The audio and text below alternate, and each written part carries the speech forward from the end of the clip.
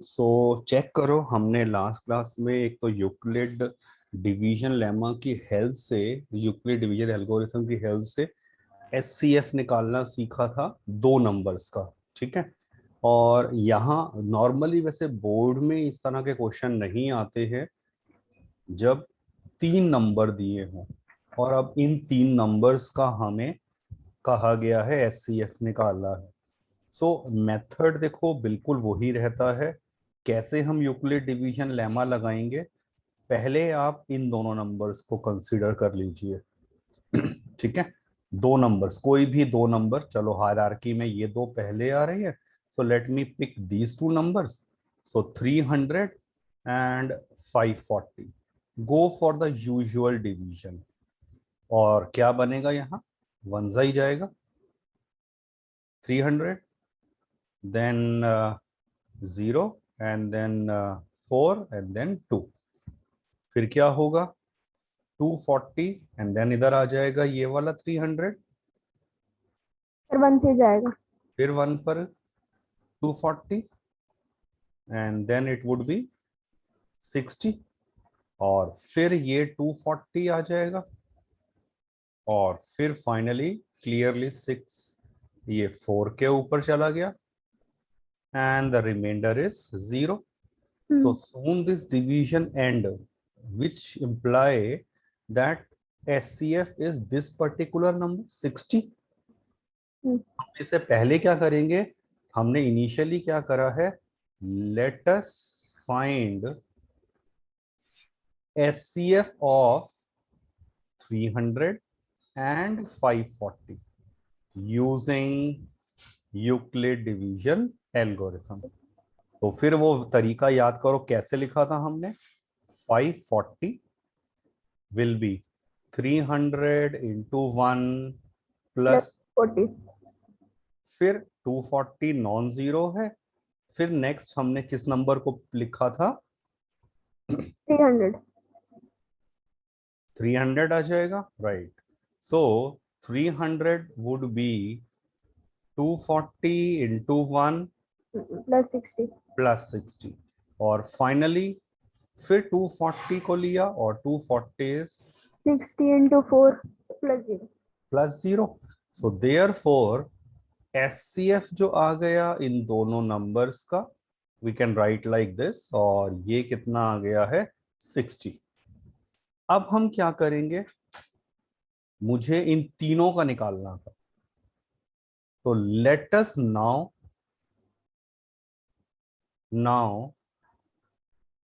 Find HCF of, किन किन का निकालेंगे, जो ये नंबर आया 60 इस एचसीएफ, एंड जो ये निकालना था 890। I hope the idea is clear. Yes sir. तो बस अब आप फिर यूजुअल मेथड से वही 60 और 890, यूजुअल मेथड से ये सारा और यहाँ लिख लेंगे, और फिर जो एचसीएफ आ जाएगा आपका, वो एक्चुअल में एचसीएफ होगा इन तीनों नंबर्स का। So this way we can extend the idea also, but generally board में दो ही नंबर्स का दिया जाता है, बट जैसा आई फेल्ट कि चलो आपको पता होना चाहिए कि तीन में भी we can easily find like this वे।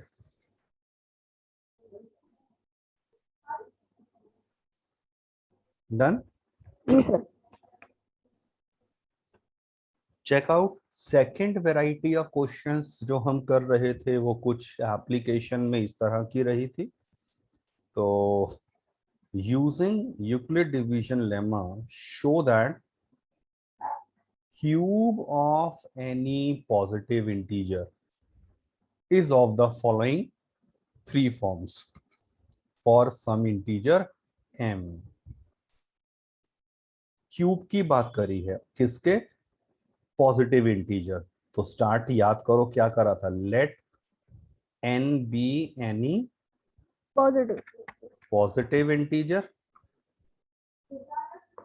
और इसके बाद हमने क्या किया था, हम इसको 9 की जगह, यहाँ 9 लिखा है ना, ये 9 which is a very bigger number, तो हम 9 की जगह 3 से डिवाइड करते हैं। मीन्स कैसे? Dividing n by 3 using lemma, वो आप लिख देना, क्या आ जाएगा? What we can write, n can be then written as 3, क्योंकि मुझे m यहां लेना ही है, तो 3q प्लस r, वेयर क्या कंडीशन हो जाएगी? r के ऊपर, याद है ये कंडीशन होगी। यस सर, याद है। तो अब आप सोचिए इसका मतलब क्या हो गया, that is r can be 0, 1 और 2। 2। तो देयरफॉर n क्या हो जाएगा? एक बार r को 0 रखा, 3q और 3q plus 1, when I put r is equal to 1, और 3q प्लस 2। सो चेक करो, इस तरह का क्वेश्चन हम ऑलरेडी कर चुके हैं जब हमने कहा था कि any positive integer can be written as 3m और 3m प्लस 1 और 3m plus 2।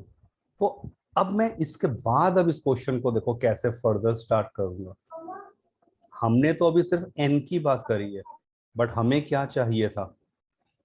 Cube of this number. ठीक है, तो क्यूब का मतलब कंसीडर केस 1, तो what will be n? Case 1 के लिए 3q, ये वाला ले लिया पहला case, and consider n cube. What is the cube of this? दोनों तरफ क्यूब कर दिया, this is 27q cube. Think logically, मैं 27 को 9 into 3 लिख सकता हूं, जानबूझ के ऐसे स्प्लिट कर देंगे। क्यों? क्योंकि जो आंसर लाना है वो अब इस फॉर्म से मैच कर गया। मैं इसे m लिख दूंगा, वेयर 3q² को मैंने m कहा है। इसका मतलब फर्स्ट केस में क्या हुआ? In my sir first case, हाँ जी, सर यहाँ पर कंसिडर n क्यूब में थर्ड थर्ड पार्ट में 9 3q स्क्वायर क्यों हुआ? 27 को मैं क्या लिख सकता हूँ? 9 into 3 लिख सकता हूँ। जी सर। तो बस अब आप चेक करो, यही तो मेन चीज, मैंने लास्ट टाइम भी एक ऐसा आया था क्वेश्चन, मेरा आंसर जो है वो आंसर 9 को अलग से करने को कहा गया है, 9m, 9m+1 और 9m+8, तो 9 का मल्टीपल मैंने अलग कर दिया। तो 27 में से अगर मैं 9 अलग करूंगा तो क्या बचेगा? ऑफ कोर्स 3, हम्म, और ये वो क्यू² नहीं आएगा, सॉरी क्यू क्यूब आएगा, यहाँ पर क्यूब आएगा, q cube as it is copy कर दिया, हम्म, और 3q क्यूब को मैंने m लिख दिया। एनी नंबर, भाई अगर आपके पास q क्या रहा था, कोशेंट था स्टार्टिंग में, which is a positive integer, तो मैं अगर उसका क्यूब भी कर दूंगा और उसको 3 से मल्टीप्लाई भी कर दूंगा तो आंसर हमेशा इंटीजर ही आएगा। उस इंटीजर को हमने m कह दिया। हम्म। ये कंसेप्ट थोड़ा सा एब्स्ट्रैक्ट रहता है, you need lot of written practice, तभी ये चीज समझ आएगी।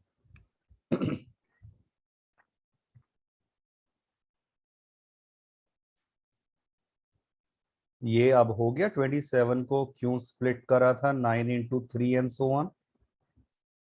जी sir. Hmm, what about case 2? Sir 3 n is equal to 3q plus 1 3q plus plus 1, 1।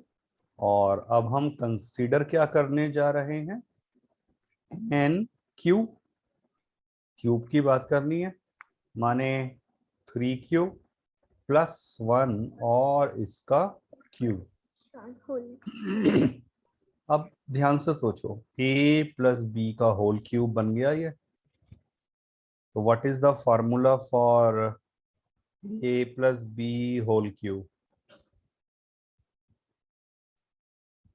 ये 9th में करा हुआ है। 2ab plus b cube हाँ हाँ, 3ab plus b cube।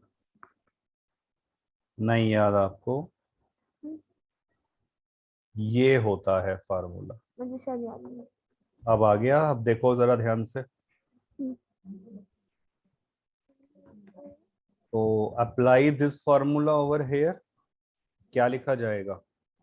ए क्यूब, पहली टर्म यही आएगी ना, a cube plus 3a square into b. ये सेकेंड टर्म लिख दिया। थर्ड टर्म बताओ क्या आ रही है? 3ab स्क्वायर का मतलब ये a है, ये b है, तो 3ab। और लास्ट टर्म क्या है? Plus b plus cube. B cube का मतलब क्या हो गया? 1 का क्यूब। 1 का क्यूब। देखें कितना आ गया, बताओ, ये सॉल्व करवाओ। पहली टर्म कितनी आई है? What is this?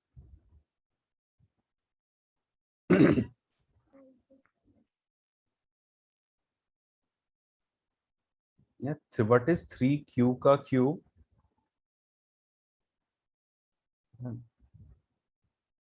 ये नहीं होगा। 3 का क्यूब 27, और ये Q cube plus next term कितनी आएगी? ये कितना आ रहा है?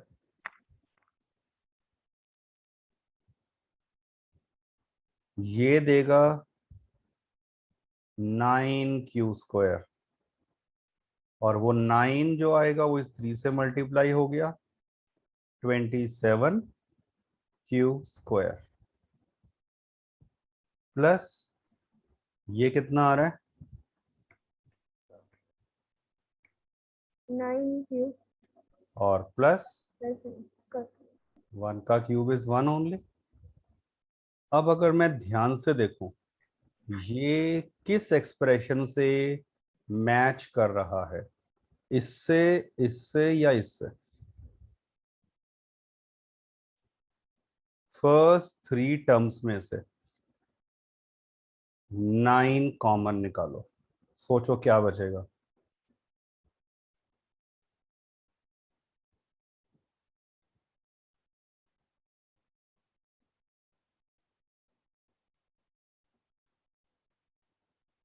और ये +1। अगर मैं इस अंदर वाले पूरी टर्म को क्या कह दूं? m, वेयर m क्या एज्यूम किया है?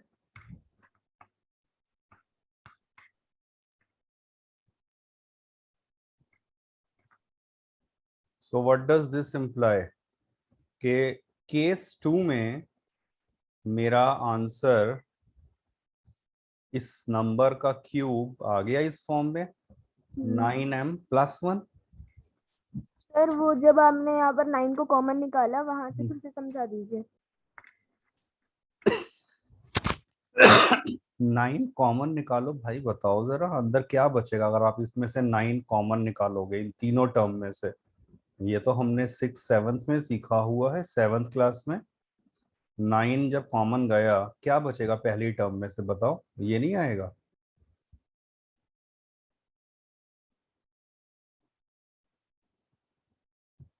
अच्छा, आप रिवर्स में सोचो, अगर आप 9 को मल्टीप्लाई कर दोगे इन तीनों टर्म्स के साथ, ये ऊपर वाली टर्म आएगी या नहीं आएगी? नीचे से एक बार जरा ऊपर सोचना। ओपन द ब्रैकेट तो करना आता है? जी सर। तो वही देखो जरा क्या होगा, पहला टर्म क्या लिखी जाएगी? 27 क्यूब। वही लिखा हुआ है पहली टर्म। अगला टर्म क्या आएगी? 3 27 सर वही वाली आएगी। और नेक्स्ट क्या आएगी? 9 के तो वही लिखा था। अब उसी चीज को हम उल्टा सोच रहे हैं कि इन तीनों में से 9 कॉमन निकाल दिया।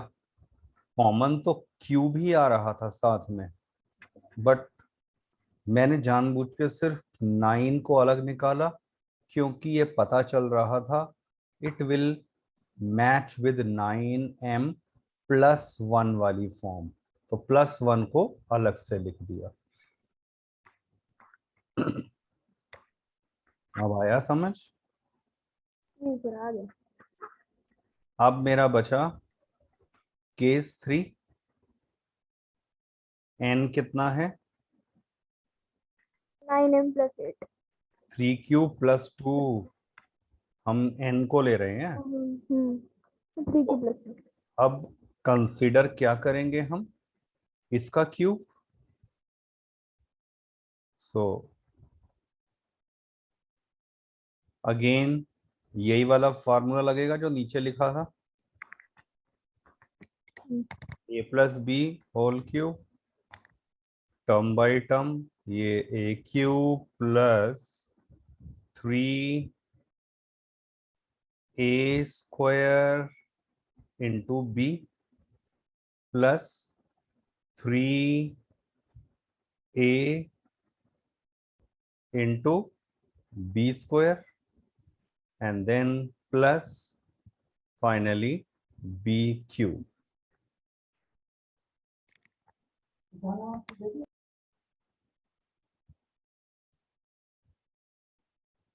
Open this bracket. 9 ये 3 का क्यूब 27 एंड क्यूब प्लस कितना आ जाएगा ये 3² यहां से 9, 9 3 जा 27 और 27 2 जा 54 क्यू² ये रहा क्यू², पूरे का स्क्वायर करा था ना, और प्लस यहां से क्या आएगा 3 3 जा 9 9 और 2² 4 होता है, के 9 4 जा 36 प्लस 8। सो अब हम क्या करेंगे?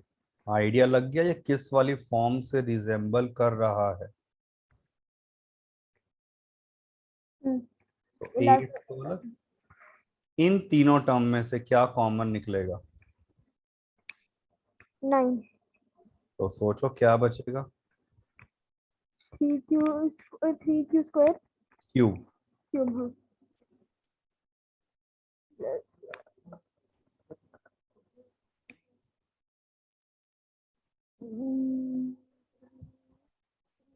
फिर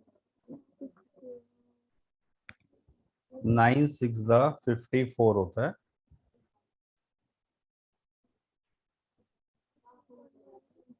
फोर बस अब इसको क्या मैं कहूंगा? m where m is assumed as 3q³ plus 6q² plus 4q। तो इसका मतलब जो अब आप चेक कर लो, जो हमें प्रूव करना था 3 ही केस पॉसिबल थे, और तीनों के अंदर मैंने दिखा दिया है कि आंसर इसी फॉर्म में आएगा, क्यूब ऑफ अ नंबर।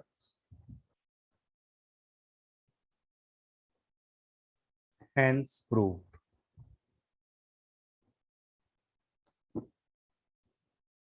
जब तक आप इसको कम से कम 2 बार नहीं लिखोगे, एक बार चलो देख कर लिखा, फिर उसके बाद 2 बार जब नहीं लिखोगे तब तक ये चीजें दिमाग में नहीं रहेंगी।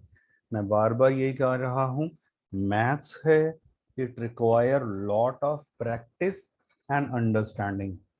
तो कुछ चीजें भी आपकी पिछली हैं जो आपको थोड़ी कम आती हैं, वो धीरे धीरे रिवाइज हो जाएंगी।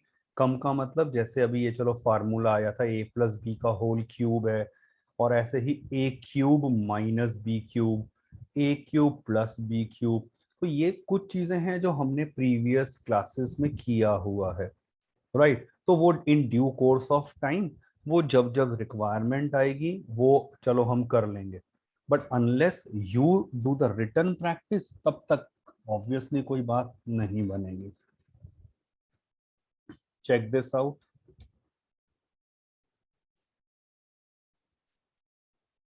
पहले क्वेश्चन का मतलब समझो।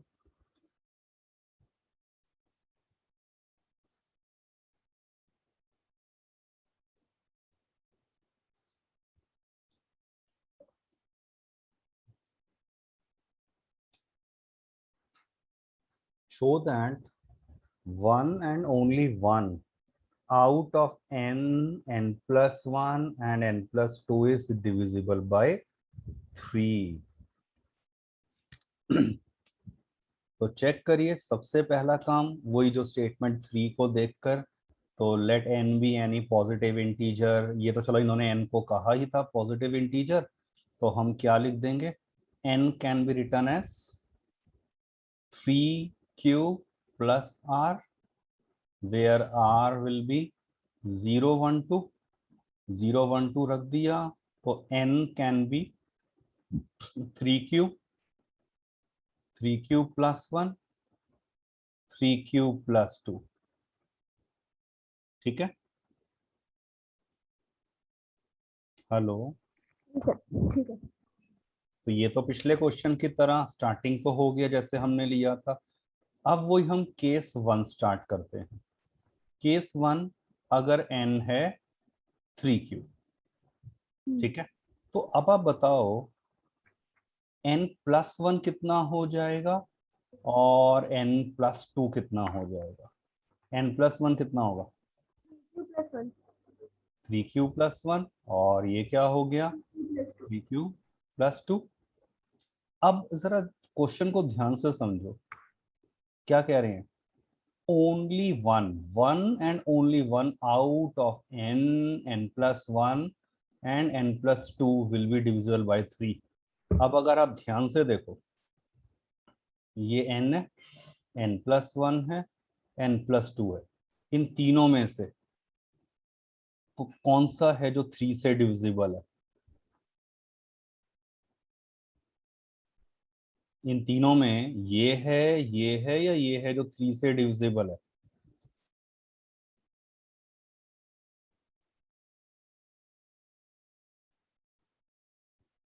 Hello, hello. हेलो यार आप, हेलो क्या हुआ, कहाँ चले जाते हो। सर, कहीं नहीं। तो अगर ये दिया हुआ है इन तीनों में से which one is divisible bye 3, exactly divisible कौन सा है। Sir n+2। इन तीनों में से which is divisible bye 3, exactly divisible by 3। यार 3 का जो भी मल्टीपल होगा तो 3 ये नहीं होगा, तो इसका मतलब here only n is equal to 3q is divisible by 3। पहला केस में हो गया ये कंडीशन ट्रू।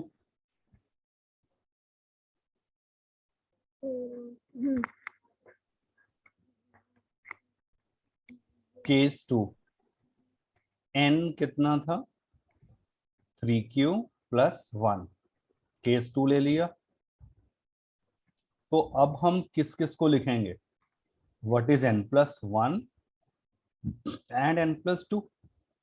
कितना आ गया n प्लस 1, इसमें एक ऐड कर दो 3q + और इसमें 2 ऐड कर दो। 3q + 3। ध्यान से समझो, तो इसमें से 3 कॉमन, और अब अगर ध्यान से देखो 3q प्लस 1, 3q प्लस 2, और यहाँ 3 कॉमन है, तो इन तीनों में से which one is divisible bye 3।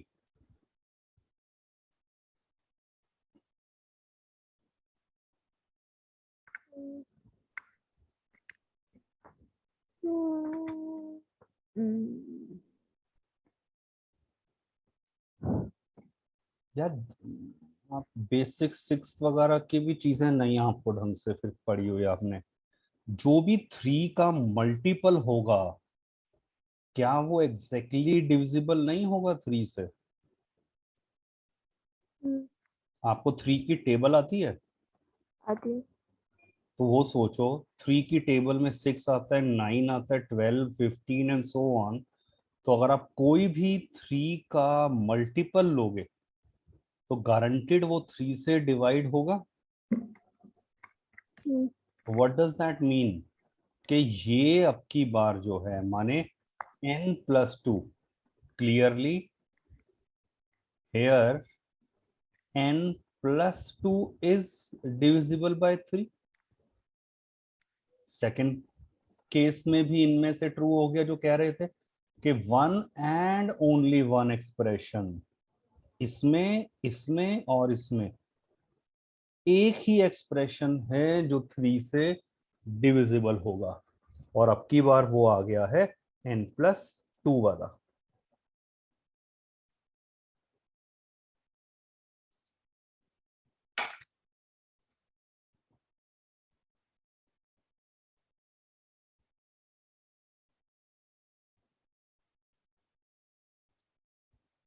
Case three, what is n? क्या लेंगे अब की बार n केस थ्री में? 3q+2। अब अगर ये n है then what is n+1 and n+2? कितना आ जाएगा ये? 3q+3 और ये कितना आएगा? +4। Which one out of these three is divisible bye exactly three? सोचो। n+1 सेकंड वाला। सेकंड वाला। अब वो कैसे सोचा है, हमने तो यहाँ क्या पे देखा? 3 को कॉमन निकाल लिया था। हाँ बिल्कुल। तो यहां अब की बार देखा कि इधर से थ्री कॉमन आ गया, तो ये थ्री से मल्टीप्लाई में एनीथिंग है तो ये हो गया। देयर फोर यहां क्या कहेंगे? Clearly here n+1 is divisible by three.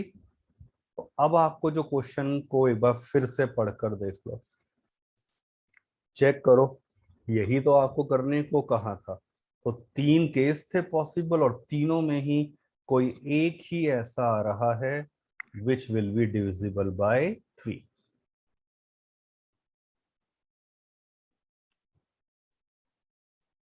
Hence Shawn.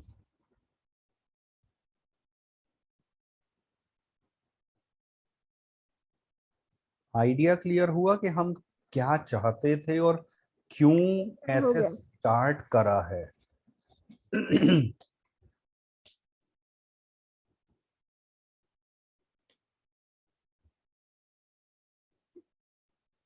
Now, this is for your practice. Exactly similar को पढ़ के देख लो। So that only one out of n+2 n+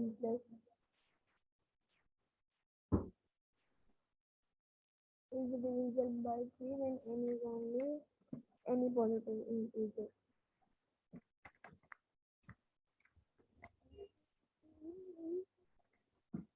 आया समझ? Yes sir.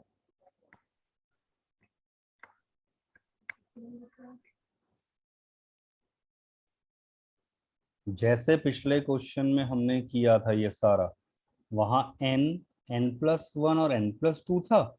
बस यहाँ पर n+2 n+4 और वही divisible by three. Maximum question आपको ऐसे ही मिलते हैं।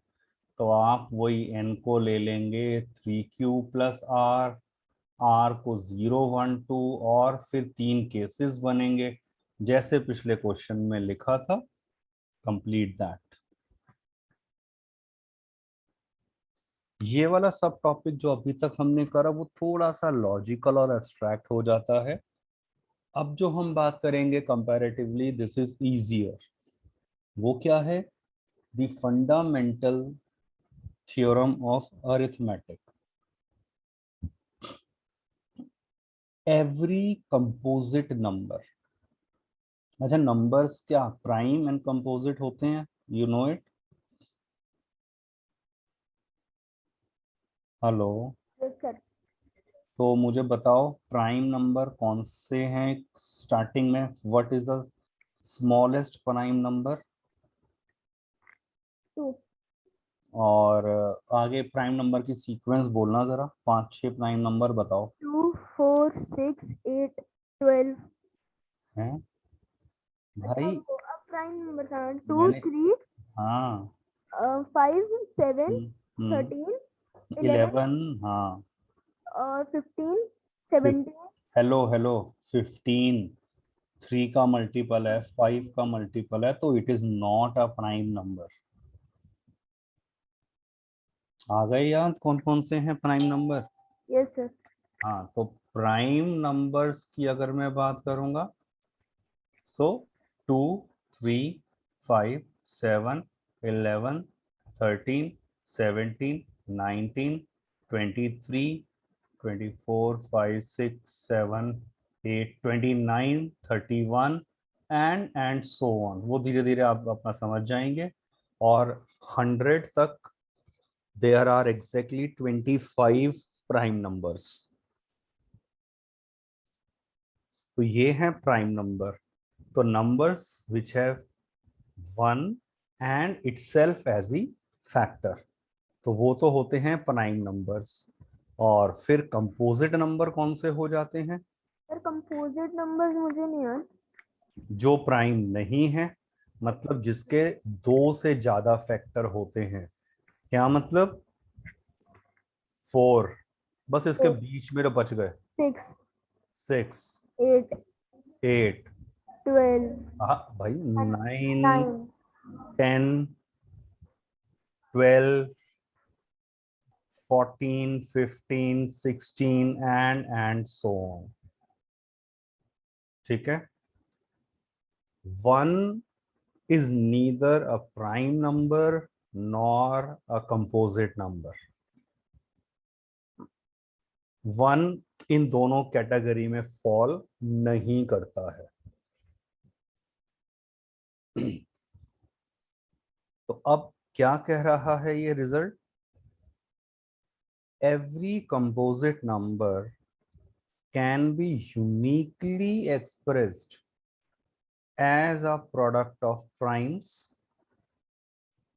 कोई भी कह रहे हैं कि अगर कंपोजिट नंबर दे दिया जाए तो आप उसको यूनिकली क्या लिख सकते हो? As a product of primes, except for the order in which these prime factors occur. क्या मतलब हुआ इस चीज का? आप कोई भी, चलो 12 है, कंपोजिट नंबर है। अब कह रहे हैं आप इसे as a product of prime लिख सकते हो।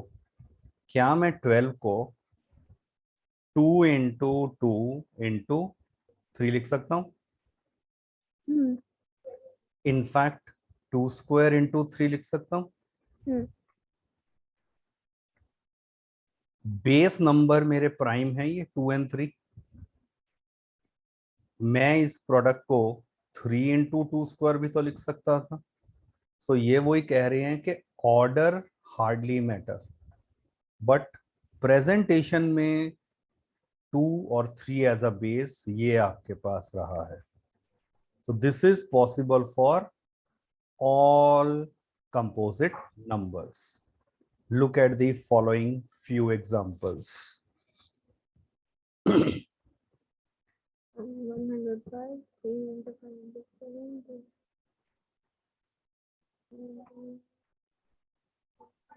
3 division. Okay sir. 6 51 3 into 7 into 13. ठीक है। Yes sir. तो अब आप देखो यहाँ पर जैसे ये 3 into 23 लिखा था, मैं ज्यादा से ज्यादा इसको 23 into 3 लिख देता, ऑर्डर बदल देता, बट यूनिक रहेगा और कोई नया नंबर इसमें नहीं आ सकता है। तो ये जो है ये इस नंबर्स का प्राइम फैक्टराइजेशन है, और इसे मैं स्पेसिफिकली क्या लिखूंगा, 2 into 3 square into 13।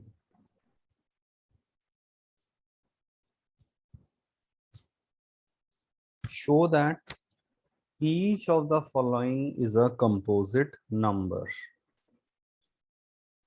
Check this out. First one. अब कह रहे हैं शो करो कि ये कंपोजिट नंबर है।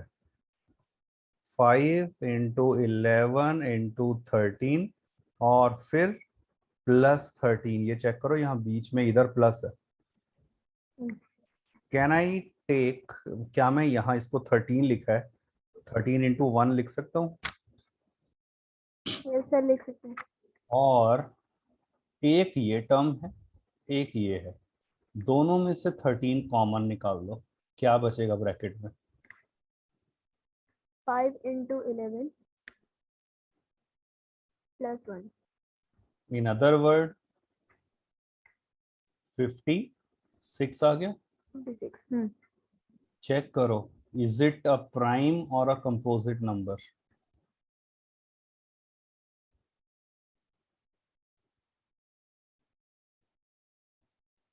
Think logically. अब सर, आप, आई से composite. This is a composite number clearly. क्यों? क्योंकि मैं इसे 13 into 56 है। 56 क्या होता है, 2 into क्या हो जाएगा,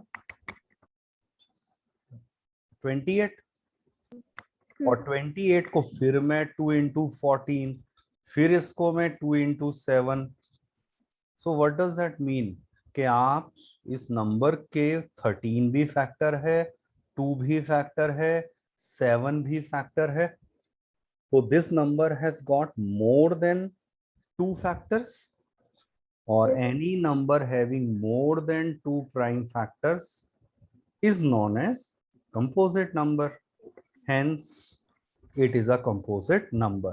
तो देखो पेपर में आप क्या कहोगे, चलो आपने जैसे ये लिख दिया ना, तो ये पूरा ऐसे, ये तो आपको समझाने के लिए लिखा है, नहीं तो आप 56 को क्या लिखोगे, 56 है, 2 पर करा कितना आएगा, 28, फिर 2 पर करा 14। 14, 2 पर करा 7, और फिर ये 13 into 2 cube into 7। So clearly given number has more than 2 factors.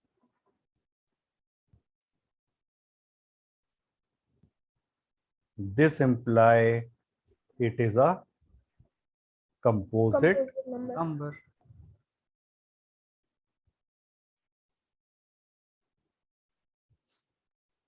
Second वाला पार्ट आई होप क्लियर हो गया होगा। क्या करेंगे, look carefully.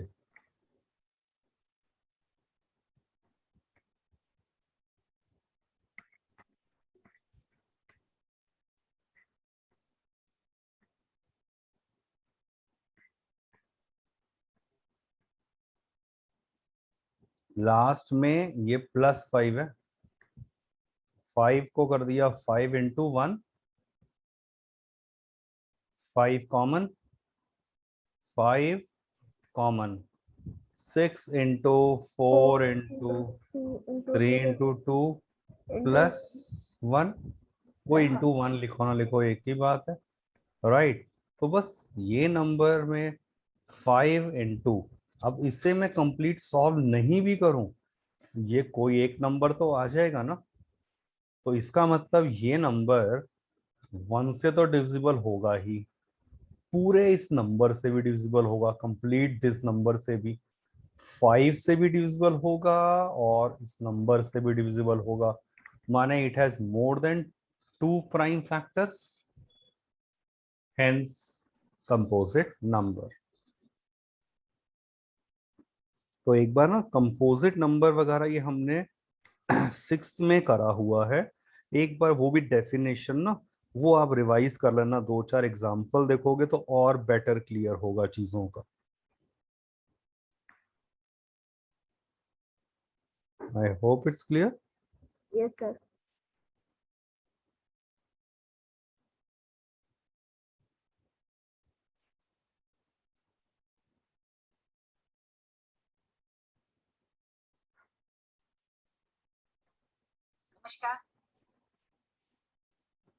Show that any number of the form 6 की power n where n is a natural number। ये notation का मतलब क्या होता है, आप ये मानो इसको लिखा है बिलोंग्स टू, कि n क्या है, कैपिटल n से डिनोट करते हैं नेचुरल नंबर्स को, मतलब सिंपली n एक नेचुरल नंबर है। तब कह रहे हैं ये जो नंबर है 6 की पावर n, 6 की power n can never end with the digit zero।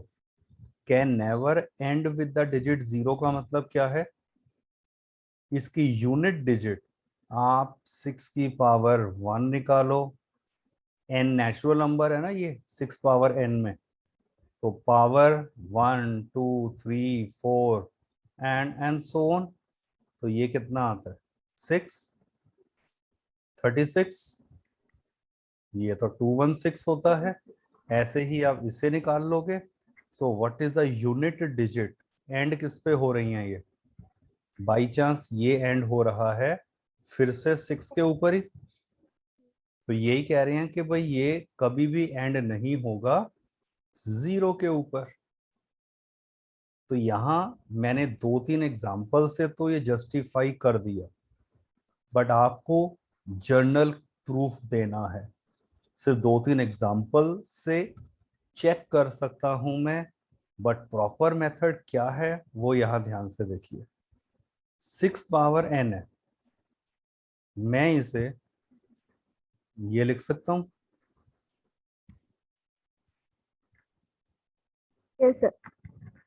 क्या इसे हम ऐसे लिख सकते हैं। अब आप एक सिंपल लॉजिक बताओ जो फोर्थ क्लास में पढ़ा हुआ है, आपका यूनिट डिजिट 0 कब आएगा, मल्टीप्लिकेशन में यूनिट डिजिट 0 कब आएगा।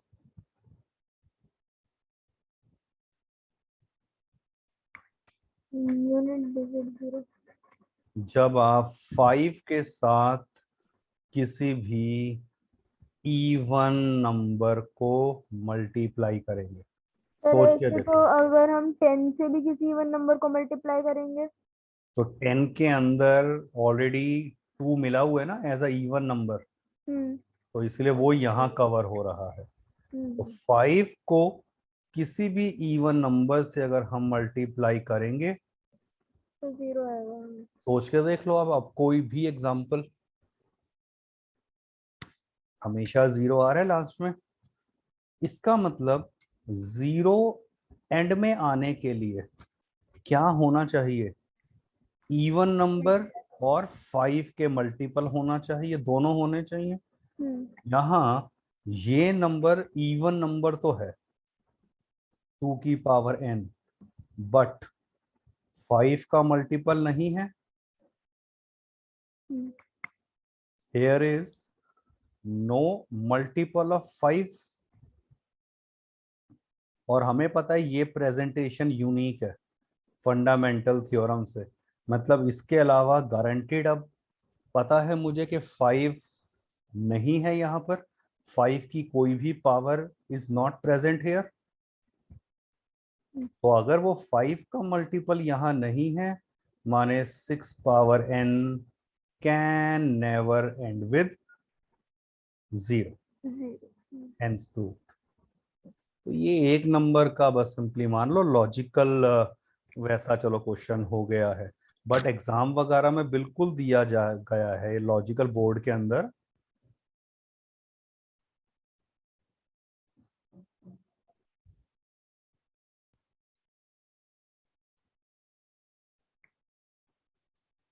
ठीक है।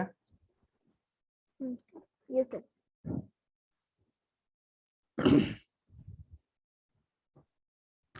Find SCF and LCM of these two numbers using prime factorization method. अब आप चेक करो, कई मेथड हमने सीखे हुए हैं एलसीएम निकालने का भी, एचसीएफ तो चलो लॉन्ग डिवीजन से कर लिया, या अभी हमने यूक्लिड डिवीजन एल्गोरिथम से सीखा है। एलसीएम भी हम लॉन्ग डिवीजन से भी बता सकते हैं, बट अब यहाँ कह रहे हैं किस मेथड को लगाना है, प्राइम फैक्टराइजेशन। तो check it out. Prime factorization का मतलब आप जरा 126 के फैक्टर्स निकालो ये ऐसे, और इसी तरह से 156 करते हैं स्टार्ट। बताओ क्या आएगा।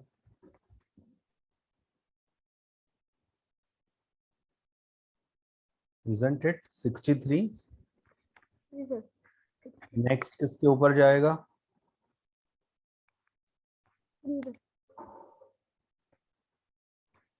नेक्स्ट 7 3 पर ही लो, सी पर हूँ। पहले स्मॉल नंबर ही ना लिख लेते हैं 7, और फिर ये आ गया। इसका मतलब 126 is actually 2 into 3 square into 7। चलिए निकालिए 156। I am waiting.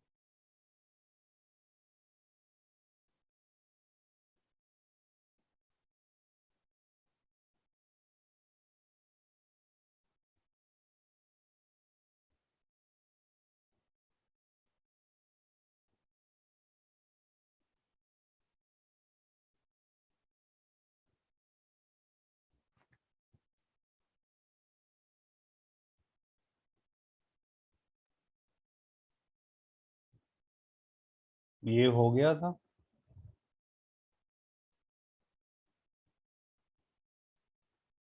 हेलो, हो जाएगा। नेक्स्ट किस पे जाएगा?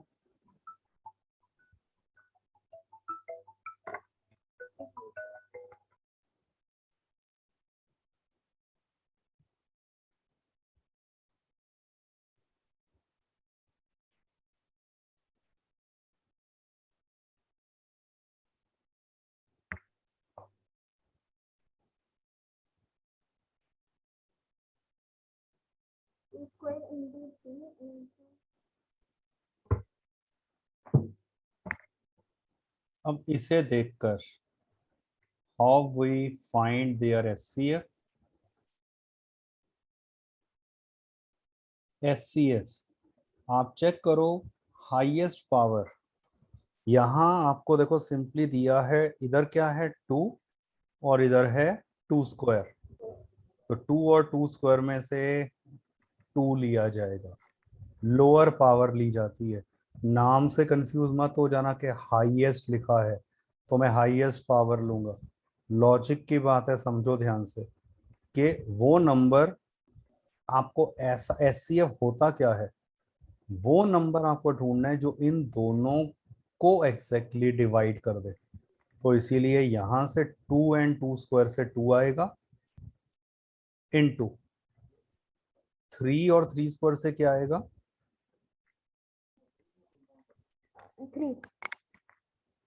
यहां पर 7 है बट यहां नहीं है, यहाँ 13 है ऊपर नहीं है। इसका मतलब इन दोनों से कुछ भी नहीं मिलेगा, दोनों में कॉमन होना जरूरी है। तो ये तो एचसीएफ आ गया आंसर। एलसीएम में क्या करते हैं? रिवर्स माने यहाँ 2, मैं कलर दूसरा लेता हूँ, यहाँ 2 और यहाँ 2 स्क्वायर, तो 2 2 स्क्वायर स्क्वायर बड़ी वाली, फिर क्या आएगा, 3 स्क्वायर फिर क्या आएगा, कुछ नहीं आएगा आएगा 7। यहाँ 7 है बट यहाँ नहीं है, कहीं भी एक जगह भी है तो वो आएगा। ये आप सॉल्व कर लेना मल्टीप्लाई करके, you will get your required answer. ये करना है मल्टीप्लाई, पूरा करना होता है, ठीक है। Yes sir. मान लीजिए आपके सामने मैं ऐसे रैंडम क्वेश्चन लिखता हूं, दो नंबर्स दिए हैं, ए है 2³ × 3 × 5 × 7 पावर 2 और बी इज 2 × 3² × 7 × 11। तो अब इनका एचसीएफ क्या होगा, डायरेक्ट बताइए। 2 into 3 एक मिनट, 2 × 3, into 7 गुड। इन दोनों का एलसीएम क्या होगा, 2 2 cube into 3 square into 7 सोच लो। into 7 square into 5 into 11। Answer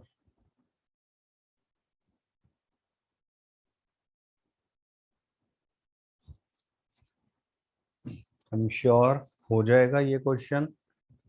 prime factorisation जैसे वही लॉन्ग डिवीजन से होगा, तो ये सर हो इसकी जाएगा। आपकी अच्छी प्रैक्टिस होनी चाहिए। और इसमें डिवीजन वगैरह इन्वॉल्व होता है, और कई बार होता है ना जब दो दो डिजिट एक साथ यूज करते हैं तो जीरो लगता है बीच में, वो थोड़ा सा लॉजिक डिवीजन वाला वो 5th क्लास का है, but normally I have seen वो बच्चे वहाँ गलती कर देते हैं, इसीलिए इसे प्रॉपर वे में करके देखना इन योर होमवर्क। तो डायरेक्ट क्वेश्चन है, कोई ऐसा नहीं है। Followed by a simple formula, very important formula, which is connecting the LCM and SCF of two numbers A and B। वो रूल क्या है, प्रोडक्ट ऑफ टू नंबर्स, जो भी आपके गिवन, जिससे मान लो हम A और B कह देते हैं, वो प्रोडक्ट ऑफ नंबर किसके बराबर होता है, product of their SCF and LCM। So this result holds always true।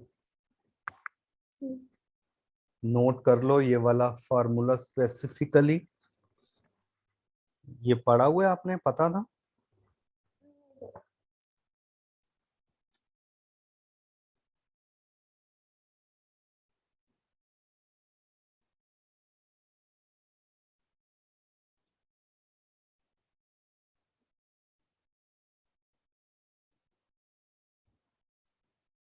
ऐसे कर लिया मैं। ये फॉर्मूला सिलेबस में तो नहीं है, बट कई बार स्टूडेंट्स ये कहते हैं कि भाई दो नंबर में तो बता दिया, is this formula true for 3 numbers, तो answer is no.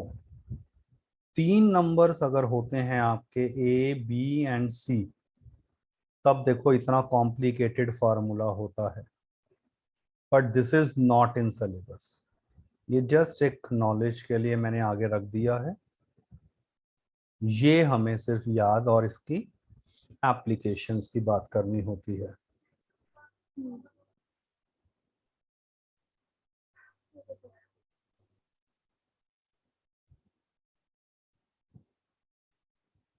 Check this out, ये पिछले फार्मूला की एप्लीकेशन, क्या a into b, product of number किसके इक्वल, इनका एचसीएफ एंड इनका एलसीएम। तो इस फार्मूला को अगर मैं ध्यान से देखूं, इस फार्मूला में 4 चीजें इन्वॉल्व हुई हैं, कौन कौन सी, ए बी फिर एक एचसीएफ और फिर एक एलसीएम। आउट ऑफ दिस 4 अगर मुझे कोई भी 3 पता चल जाए या गिवन हो, माने I can easily find the 4th one.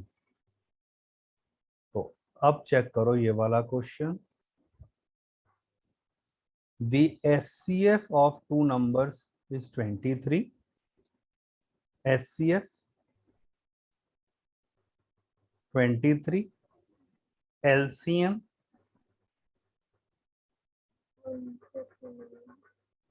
if one of the numbers is 161, already दे दिया है एक number, find the other number. ये है सिचुएशन हमारे पास। तो सोचो ध्यान से, ये फॉर्मूला आप यहां लिख दो, क्या बन जाएगा? ए बी किसके इक्वल है?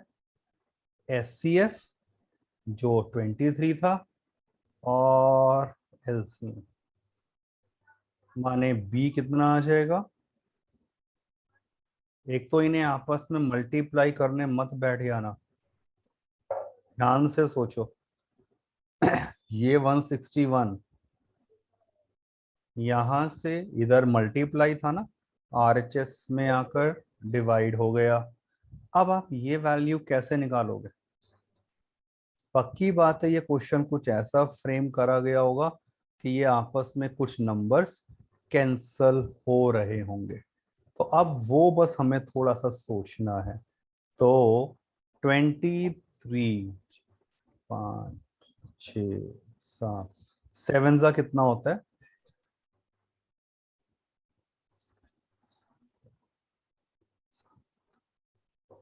आ गया 161। अब ये कैसे मैंने सोचा होगा कि भाई 7 से ही करूंगा? मैंने ये देखा यहाँ यूनिट डिजिट कितनी थी? 1। तो आप सोचो मैं इसे 3 को किस नंबर से मल्टीप्लाई करूं कि यहाँ प्रोडक्ट में यूनिट डिजिट 1 आ जाए? 7 से करूंगा तभी, देखो 7 या 21 आ गया 1।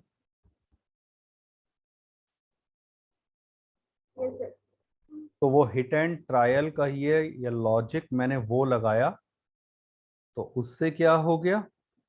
ये 23 वन जा एंड 23 7 दा, ये 7 आ गया।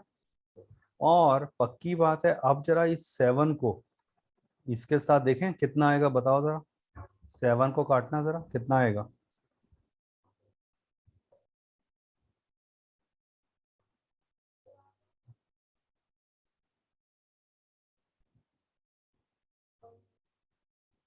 ये काटने का मतलब क्या होता है?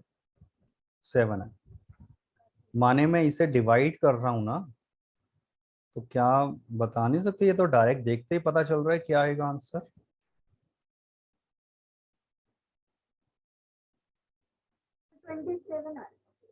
कितना?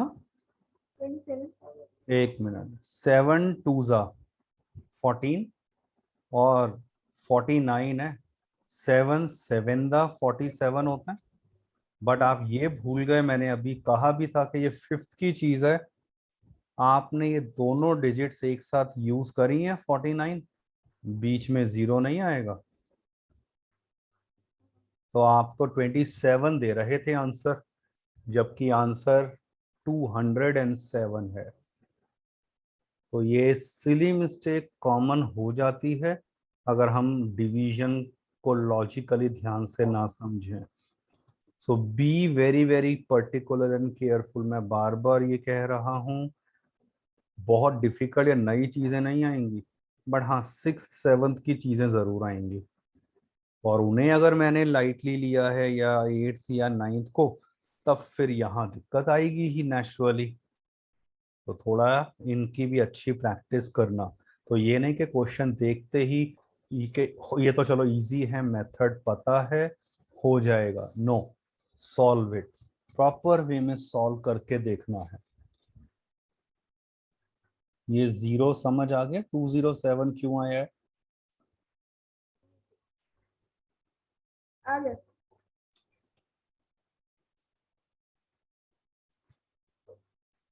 Check it out, simple question है। एचसीएफ, ये दो नंबर्स दिए हैं, अब की बार आपको एचसीएफ दिया है और एलसीएम निकालना है इन्हीं नंबर का। मतलब ये दो नंबर्स हो गए एंड एचसीएफ मुझे पता है, एलसीएम मुझे निकालना है। Do it in your homework. Direct formula based है, जो पिछला करा है हमने formula. Check this out, find HCF and LCM of these three number using prime factorization। तो चेक करो, जहां हमने सीखा था ना प्राइम फैक्टराइजेशन, याद करो, वही लॉन्ग डिवीजन करके। मान लो एक नंबर है, ये ऐसे रैंडम एग्जांपल ले रहा हूँ, 2 × 3² × 5 है। एक नंबर आ गया मान लो 2² × 3, और एक नंबर मेरा आ गया 3³ × 5 × 7, समथिंग लाइक दिस। तो हार्डली मैटर, इन तीनों का अगर मुझे एचसीएफ निकालना है, क्या आएगा? अब आपको ये देखना है कि तीनों में क्या कॉमन है। तो what is common in all three? Is it 2? Is it 2? सी के अंदर 2 नहीं है, तीनों में होना चाहिए। तो एचसीएफ इज 3। 3 है ना, 3² 3 और 3³ 3 आ गया, क्योंकि 5 यहां नहीं था। And what is their LCM?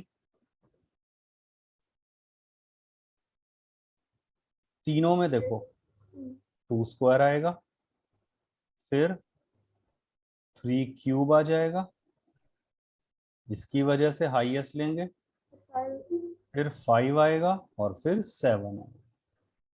So do this question in homework. Exactly similar जाने वाला है, बस आपको प्राइम फैक्टराइजेशन करके देखना होगा।